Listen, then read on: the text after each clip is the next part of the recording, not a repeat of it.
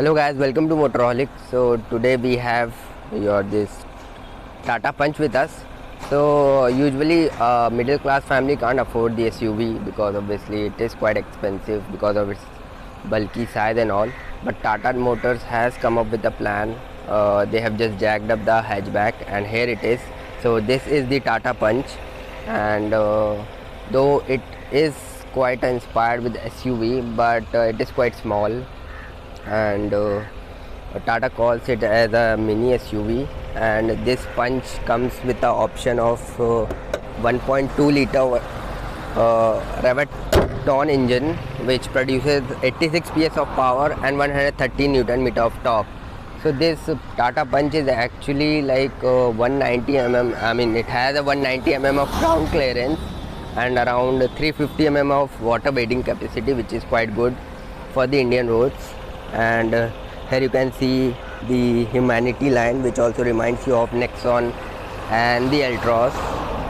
So, and here is your indicators, and these are your LED DRLs. So, and below you can see this is your headlamp setup, which is quite similar from the Harrier, and this is for your low beam, which is a projector setup with yellow light, and this is your high beam. And coming below you get a fog lamp, which is quite below, and you can see the air dams, which is finished with a tri-arrow, which is a signature mark of the Tata Motors. Here also tri-arrow, and here also some tri-arrow, and opening for your horn so that the traffic can easily hear the horn. So that is the thing. And you can see here is a air dam which is quite functional, I believe you can see it. So it is quite functional, that is quite shocking.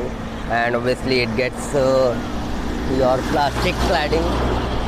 It gets plastic cladding running all around, you can see. And here is your 16-inch alloy wheels, which gets a size of 195/60 R16. And this is a dual tone alloy, diamond cut dual tone alloys. And suspension, you can see suspension travel, and you can see the ground clearance, it is quite high. So you can see the body cladding also running in the door also.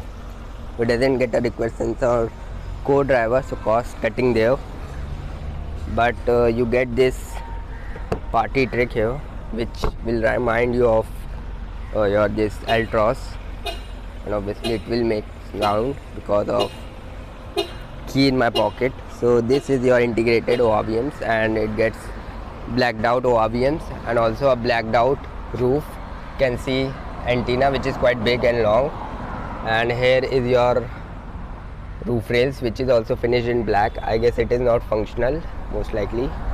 And this is your high mountain stop lamp, your washer as well as wiper, and you can see attention to detail here. And this is your Tata logo, camera here, Punch badging in letters, which looks quite nice. And you can see the attention to detail, the Tata has nailed it. You can see Tata badging here. So, and this is your tail light, which also gets a tri-arrow tinge here, which is typical Tata thingy, which is actually LED. And this is your halogen bulb indicators, and this is your reverse light, which is also halogen. So, and below you can see it gets plastic treatment. Here is your reflector, some tri-arrow treatment, some sort of air dam treatment here, you can see. So it gets only 2 parking sensors at the rear, you can see 2, and camera I have shown you, and boot can be opened from here.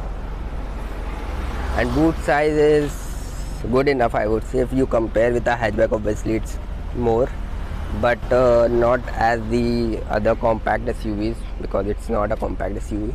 So here it also gets a puncture toolkit, which is quite normal in Tata cars now. And you get split seats, I mean flat seats, which is actually not a 60/60 ratio, so you can but fold it flat. And it gets LED number plate lights, you can see. And The doors actually opens 90 degrees like the Altroz, you can see, which is quite nice.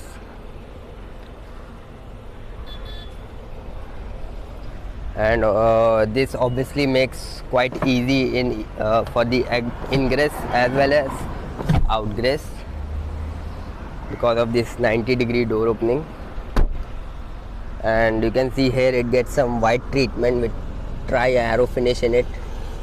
And here is your power window control. This is your some black chromish treatment here for your inner door handle, and this is for opening and closing a door handle here.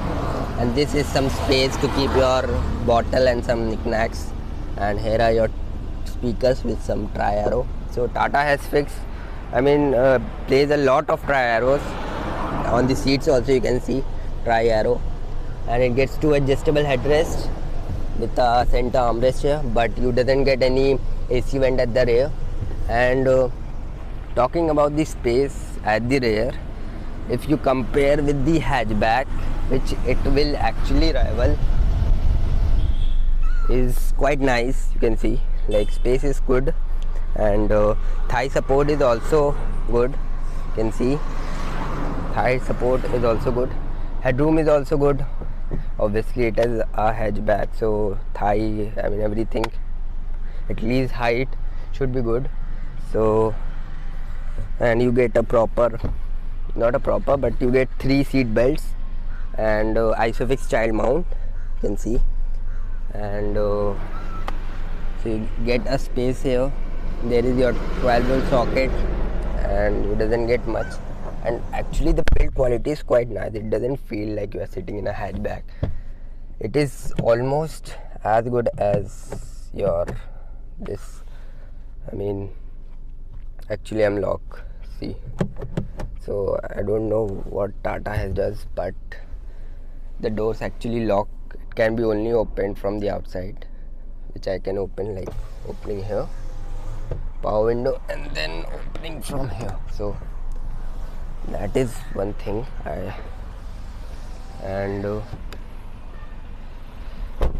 Let's talk about the front seat. Here is your driver seat, and it's making a lot noise. Let's keep the key inside first. So why is it making noise? So here is your door. You can see it gets your control for your ORVM. Here are window controls, child lock for your window, same treatment at the front door also. And here you get speaker, 1 liter bottle holder. It also gets a umbrella, you can see. So you can keep 1 liter bottle also, and some more stuff which can be kept here. And here is your seat adjustments. It doesn't get height, it gets height adjustment. And here is your recline angle. So, and you can see here are your pedals. Obviously it's a manual, so that's why it gets a proper dead pedal, clutch, brake, as well as your accelerator. And it gets some sort of a treatment, white treatment, which really looks nice, but obviously it is prone towards catching dirt. And here is your some treatment which really I liked it, but obviously it doesn't get much it doesn't get actually your soft materials, but the seat comfort is quite good, and you doesn't get height adjustment for your seat belts. That is one thing. And as I told, build quality I really liked it. And here are your tweeters, 1, 2. So it gets a 2 tweeter and 4 speaker system. And here are your 2, I can't think, you can keep your cup holders, small cup holders, keeping your key or any other stuff. 12-volt socket, manual handbrake, and here is your 5-speed manual transmission. It also gets option of 6-speed automatic, 5-speed automatic, 5-speed manual, so it gets both. And here is your key I showed you, and here is your space to keep your stuff. You can keep your mobile and all. And here is your USB, which actually supports you fast charging, so that. And here is your 12-volt socket, and this is your auto climate control system. You can see from here you can turn it off. And this is your for recirculation and AC, and this is for your front rear defogger mode, increasing fan speed, decreasing fan speed. So, and here are your two AC vents. You can see the AC vent, like really I literally liked it. It's quite a boxy shape, so it looks nice, and it gets some silver surround around it. At center you get this hazard button, obviously. So on the it also gets some tri treatment, you can see here also. So it has got a lot of tri treatments, honestly speaking, but you doesn't get anywhere soft material. But your steering wheel is actually finished in leather, so that is good thing, and it really feels good to hold it. And one more good thing is that obviously it gets a cruise control, which is a good thing, and through this you can toggle through your MID display. So it shows distance to empty, instant fuel economy, trip, average fuel economy, stuff like that. And it also shows you power and torque meter, which is a good. And through this you obviously can browse through your multimedia system, which also offers you Apple CarPlay, Android Auto, and mirror link also. So that's a good touch. And obviously it's not too good, I would say, but yeah, it's good. System is good enough. Whereas the music system, which I'll show you from here, the music system could have been slightly better, I would say. And you can see so it gets many things like phone setup, park assist also. You can see it's showing camera and all.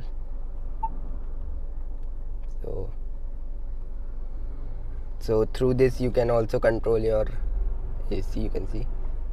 And let's show you a reverse camera. You can see.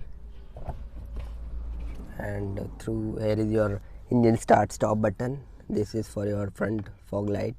This is your button for your eco mode, I would say. So it only gets one option, which is the eco, and this is for your engine start stop button. And yeah, I was showing you camera, you can see. So it gets adaptive guidelines. The camera quality is good, I would say average. I mean, it according to segment it's good. And let's go through this MID display. So I've shown you, and here is your this part is your digital, and this is your analog. And you can see the speedometer is analog, and your this tachometer is digital. Your temperature, odo, and other stuffs are also digital. Rest things are digital. You can go through that also. So and yeah, I was showing you the this audio quality.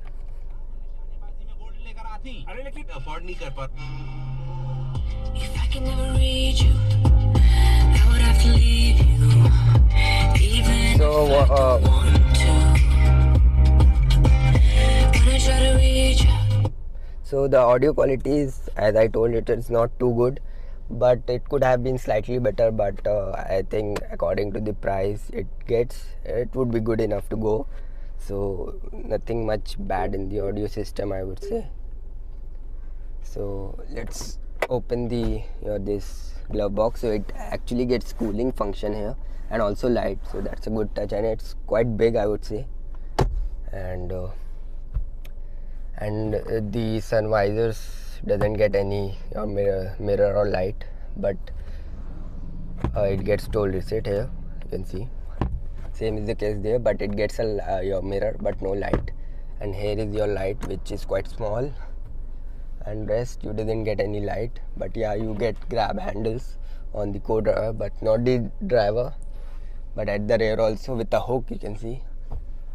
So all in all, I would say it's a good car. I mean I literally liked, if it is priced well, obviously, because the build quality and all, I believe the safety standards of the Punch will also be good, so that's why.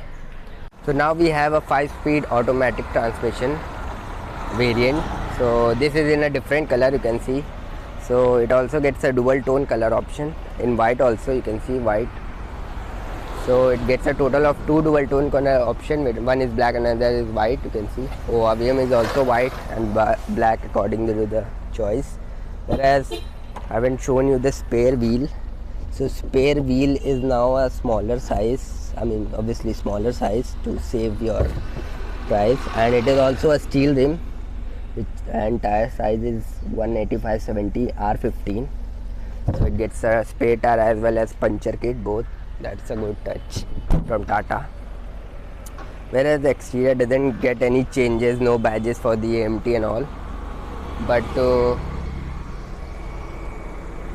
same is the case in interior. But the color combination, if you go for this blue, you can see you get blue surround around the AC vents there also, all 4 AC vents. Whereas you get some instruction for AMT, you can see written here, and obviously you get a 2 pedals, one proper dead pedal, and here is your gearbox, which is quite basic, and but it gets a manual control also, you can go accordingly. City drive mode So activated. let's talk about the driving part of this Punch. So as I told, it gets a 1.2 liter Aeroton engine, which produces 86 PS of power and 30 Nm of torque. So Tata, obviously this is a 3-cylinder engine, and obviously vibration can be felt on the steering wheel, but I mean, despite being 3-cylinder, it is quite well contained, and the Tata has given some updates to this engine, and they are calling it as a Reverton Dynamic Pro. So I mean Dynamic Pro ADAM, something like that. So there are some improvements in the engine. So obviously, like when we talk about the engine performance, I felt slightly like it should be more powerful comparing to, obviously it doesn't have much of its rivals, but if you compare to compact SUVs, it is slightly underpowered, but like I would say it's okay if you compare to its price segment. But that's why the pull is slightly lower. There is some time it takes to, I mean, wake up.